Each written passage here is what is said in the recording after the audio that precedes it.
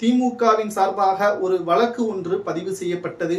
அதில் ஆளுநர் RN ரவி அவர்கள் தமிழக அரசு நிறைவேற்றிய மசோதாக்களை குறுகிய காலத்தில் ஜனாதிபதிக்கு அனுப்பி வைக்காமல் நீண்ட மாதங்கள் கழித்து அது மசோதா செல்லாது என்று மீண்டும் சட்டசபைக்கு அனுப்பி வைப்பதாகவும் பல்வேறு குற்றச்சாட்டுகளை ஆளுநர் RN ரவி அவர்களுக்கு எதிராக நீதிமன்றத்தில் வழக்கு பதிவு செய்யப்பட்டது. இந்த வழக்கு பதிவானது 2023 ஆண்டிலிருந்து இன்று வரை மதியம் 2:30 மணி அளவிற்குத்தான் நீதிமன்றம் சரியாக தீர்ப்பை வழங்கியிருக்கிறது. ஆளுநர் RN ரவி அவர்களுக்கு விட்டோ அதிகாரம் கிடையாது. அதாவது ஆளுநர் RN ரவி அவர்கள் தமிழக அரசிற்கும் அதாவது ஒரு மாநிலத்திற்கும் ஜனாதிபதிக்கும் இருக்கக்கூடிய பாலமாகத்தான் அவர் செயல்படுகிறார். அதில் மசோதாவில் ஏதேனும் தவறு இருக்கிறது என்றால் 1 மாதம் அதிகபட்சம் 2 மாதத்தில் அந்த தவறை சுட்டிக்காட்டி மீண்டும் சட்டமன்றத்திற்கு அனுப்ப வேண்டும். ஆனால் 10 மாதங்கள் 7 மாதங்கள் வரை கிடப்பில் போட்டு மீண்டும் சட்டமன்றத்திற்கு அனுப்புவது ஆளுநர் எடுக்கக்கூடிய முடிவு கிடையாது. அவருக்கு அதற்கான அதிகாரமும் கிடையாது என்று இன்று உச்சநீதிமன்ற தலைமை நீதிபதி மகாதேவன் அமர்வில் நீதிமன்றம் வழங்கியிருக்கிறது தீர்ப்பு. இது திமுக அரசிற்கு மிகப்பெரிய ஒரு வரவேற்பை பெறக்கூடிய வகையில் அமைந்திருக்கிறது. நீட்டாக இருக்கட்டும், பல்வேறு கோரிக்கைகள் அனுப்பிய மசோதாக்களாக இருக்கட்டும், குறிப்பாக தமிழக பல்கலைக்கழகங்களில் துணைவேந்தர்கள் நியமனத்தில் ஆளுநரின் தலையீடு இருக்கக்கூடாது என்பதும் தற்பொழுது நீதிமன்றம் தெளிவாக ஆளுநருக்கு எதிராக நீதிபதி தெரிவித்திருக்கிறார். இது ஆளுநர் RN ரவி அவர்களுக்கு எதிராக முதல் முறையாக நீதிமன்றம், அதுவும் உச்ச நீதிமன்றம் மிகப்பெரிய அளவில் பரபரப்பான தீர்ப்பை வழங்கியிருக்கிறது. இது மட்டும்தான் நீதிமன்றம் ஆளுநருக்கு எதிராக தீர்ப்பை வழங்கியிருக்கிறதா என்று பார்த்தால் நிச்சயம் கிடையாது. பொன்முடி வழக்கிலும் நீதிமன்றம் ஜாமீனில் பொன்முடி அவர்கள் வெளியே வந்தார் சொத்து குவிப்பு வழக்கில். அப்பொழுது ஆளுநர் ரவி அவர்கள் பொன்முடியை நான் அமைச்சராக நியமனம் செய்ய மாட்டேன் என்று கூட பேசியிருந்தார். இதை கண்டித்தும் கூட தமிழக அரசு உச்ச நீதிமன்றத்தை நாடியது.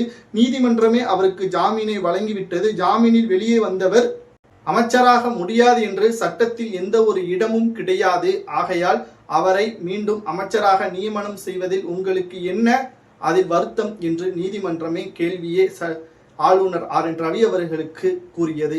இது தொடர்ச்சியாக ஆளுநருக்கும் திமுகவிற்கும் இருக்கக்கூடிய மோதல் நாம் அனைவரும் நன்றாகவே பார்த்திருப்போம். தொடர்ச்சியாக துணைவேந்தர் நியமனம் மசோதா சட்டசபை கூட்டத்தொடர், இந்த ஆண்டு 1வது கூட்டத்தொடரிலேயே ஆளுநர் RN ரவி அவர்கள் தமிழக சட்டசபையில் எழுதி கொடுத்ததை படிக்காமல் தானாக எழுதி வந்ததை படித்ததும் தேசிய கீதத்தை புறக்கணிப்பதாக தமிழக அரசு கூறுகிறது என்று அவரை வெளியே சென்று பேட்டி கொடுப்பதும், ஒட்டுமொத்தமாக தமிழகத்தில் ஆளுநர் RN ரவி அவர்கள் திமுக அரசை எதிர்த்துதான் வேலை செய்வதாக ஆளுநர் RN ரவி அவர்களுக்கு எதிராக முதல்வர் ஸ்டாலின் மற்றும் அமைச்சர்கள் பெரும்பாலானோர் அதிகமாகவே ஆளுநருக்கு எதிராகவே கூறி வந்தார்கள். ஆனால் நீதிமன்றத்திற்கு சென்றால் சரியான ஆதாரங்கள் தேவை. ஆளுநர் பதவியை மாற்ற வேண்டும். அவரது பதவிக்காலம் ஏற்கனவே முடிந்துவிட்டது. மத்திய அரசு ஆளுநர் RN ரவியை வைத்து எங்களை சோதிக்கிறது என்பதற்கேற்ப பல்வேறு கடிதங்களையும் மத்திய அரசிற்கு தமிழக அரசு கொடுத்தது. ஆனால் அங்கிருந்து எந்த ஒரு ரெஸ்பான்ஸும் இல்லாத காரணத்தினால் சரியாக சட்டம்தான் நமக்கு கை கொடுக்கும் என்பதற்கேற்ப 2023 ஆண்டு தொடர்ந்த வழக்கானது இப்பொழுது இறுதி தீர்ப்பு வந்துள்ளது.